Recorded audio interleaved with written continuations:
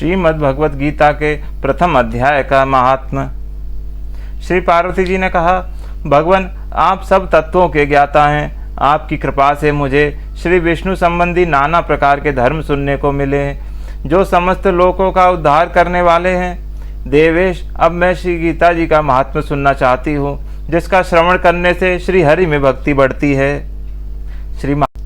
श्री महादेव जी बोले, जिनका श्री विग्रह अलसी के फूल की भांति श्याम वर्ण का है, पक्षी राज गरुण ही जिनके वाहन हैं, जो अपनी महिमा से कभी च्युत नहीं होते, शेष नाग की शैया पर शयन करते हैं, उन भगवान महाविष्णु की हम उपासना करते हैं। एक समय की बात है, मुरदैत्य के नाशक भगवान विष्णु शेष नाग के रमणीय आसन पर सुखपूर्वक विराजमान थे।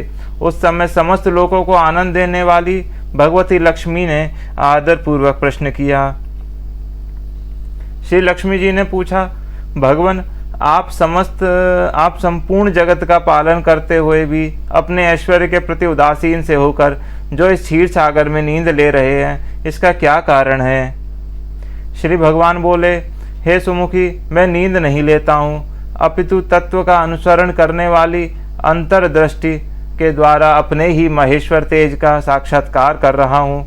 देवी, यह वही तेज है जिसका योगी पुरुष कुशाग्र बुद्धि के द्वारा अपने अंतःकरण में दर्शन करते हैं, तथा जिसे मीमांसक विद्वान वेदों का सार तत्व निश्चित करते हैं। यह माहेश्वर तेज एक अजर प्रकाश स्वरूप आत्म रूप, रोग शोक से रहित अखंड आनंद का पुंज, निष्पंद और द्वैत रहित है। इस जगत का जीवन उसी के अधीन है, मैं उसी का अनुभव करता हूँ। देवेश्वरी, यही कारण है कि मैं तुम्हें नींद लेता सा प्रतीत होता हूँ। श्री लक्ष्मी जी ने कहा, ऋषिकेश, आप ही योगी पुरुषों के ध्येय हैं। आपके अतिरिक्त भी कोई ध्यान करने योग्य तत्व है? यह जानकर मुझे बड़ा कौतूहल हो रहा है। इस चराचर जगत की सृष्टि और संहार करने वाले स्वयं आप ही हैं। आप सर्वसमर्थ हैं। इस प्रकार की स्थिति में होकर भी यदि आप उस परम तत्व से भिन्न हैं, तो मुझे उसका बोध कराइए। श्री भगवान बोले, हे प्रिय, आत्मा का स्वरूप द्वैत और अद्वैत से पृथक, भाव और अभाव से मुक्त और आदि और अंत से रहित है। शुद्ध ज्ञान के प्रकाश से उपलब्ध होने वाला तथा परमानंद स्वरूप होने वाले के कारण एकमात्र सुंदर है। वही मेरा ईश्वरीय रूप है। आत्मा का एक तत्व ही सबके द्वारा जानने योग्य है। गीता शास्त्र में इसका प्रतिपादन हुआ है।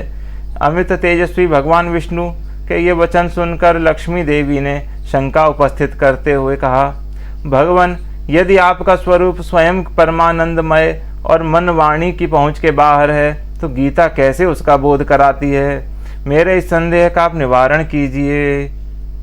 श्री भगवान बोले, सुंदरी सुनो, मैं गीता में अपनी स्थिति का वर्णन करता हूँ। क्रमशः 5 अध्यायों को तुम 5 मुख जानो, 10 अध्यायों को 10 भुजाएं समझो, तथा 1 अध्याय को उदर और 2 अध्यायों को दोनों चरण कमल जानो। इस प्रकार यह 18 अध्यायों की वांगमयी ईश्वरीय मूर्ति ही समझनी चाहिए। यह ज्ञान मात्र से ही महान पातकों का नाश करने वाली है। जो उत्तम बुद्धि वाला पुरुष गीता के 1 या आधे अध्याय का अथवा 1 आधे या चौथाई श्लोक का भी प्रतिदिन अभ्यास करता है, वह सुशर्मा के समान मुक्त हो जाता है। श्री लक्ष्मी जी ने पूछा, देव, ये सुशर्मा कौन था, किस जाति का था और किस कारण से उसकी मुक्ति हुई? श्री भगवान बोले, प्रिय, सुशर्मा बड़ी खोटी बुद्धि का मनुष्य था। पापियों का वह शिरोमणि ही था। उसका जन्म वैदिक ज्ञान से शून्य एवं क्रूरतापूर्ण कर्म करने वाले ब्राह्मणों के कुल में हुआ था। वह न ध्यान करता था, न जप, न होम करता था, न अतिथियों का सत्कार करता था। वह लंपट होने के कारण सदा विषयों के सेवन में ही आसक्त रहता था। हल जोतकर और पत्ते बेचकर अपनी जीविका चलाता था। उसे मदिरा पीने का व्यसन था तथा वह मांस भी खाया करता था। इस प्रकार उसने अपने जीवन का दीर्घ काल व्यतीत कर दिया। एक दिन मूढ़ बुद्धि सुशर्मा पत्ते लाने के लिए किसी ऋषि की वाटिका में घूम रहा था। इसी बीच में काल रूपधारी काले सांप ने उसे डस लिया। सुशर्मा की मृत्यु हो गई। तदंतर वह अनेक नरकों में वहाँ की यातनाएं भोगकर मृत्युलोक में लौट आया और यहाँ बोझ ढोने वाला बैल हुआ। उस समय किसी पंगु ने अपने जीवन को आराम से व्यतीत करने के लिए उसे खरीद लिया। बैल ने अपनी पीठ पर पंगु का बाहर ढोते हुए बड़े कष्ट से 7-8 वर्ष बिताए। एक दिन पंगु ने किसी ऊंचे स्थान पर बहुत देर तक बड़ी तेजी के साथ उस बैल को घुमाया। इससे वह थककर बड़े वेग से पृथ्वी पर गिरा और मूर्छित हो गया। उस समय वहां कुतूहलवश आकृष्ट हो बहुत से लोग एकत्र हो गए। उस जन समुदाय में किसी पुण्यात्मा व्यक्ति ने उस बैल का कल्याण करने के लिए उसे अपना पुण्य दान किया। तत्पश्चात कुछ दूसरे लोगों ने भी अपने अपने पुण्यों को याद करके उन्हें उसके लिए दान किया। उसी भीड़ में एक वेश्या भी खड़ी थी। उसे अपने पुण्य का पता नहीं था, तो भी उसने लोगों की देखा देखी उस बैल के लिए कुछ त्याग किया। तदंतर यमराज के दूत उस मरे हुए प्राणी को पहले यमपुरी में ले गए। वहां यह विचार किया कि यह वैश्या के दिए हुए पुण्य से पुण्यवान हो गया है, उसे छोड़ दिया गया। फिर वह भूलोक में आकर उत्तम कुल और शील वाले ब्राह्मणों के घर में उत्पन्न हुआ। उस समय भी उसे अपने पूर्व जन्म की बात का स्मरण बना रहा। बहुत दिनों के बाद अपने अज्ञान को दूर करने वाले कल्याण तत्व का जिज्ञासु हो वह उस वैश्या के पास गया और उसके दान की बात बतलाते हुए उससे पूछा, तुमने कौन सा पुण्य दान किया था? वैश्या ने उत्तर दिया, वह पिंजरे में बैठा हुआ तोता प्रतिदिन कुछ पढ़ता है, उससे मेरा अंतःकरण पवित्र हो गया, उसी का पुण्य मैंने तुम्हारे लिए दान किया था। उसके बाद उन दोनों ने तोते से पूछा।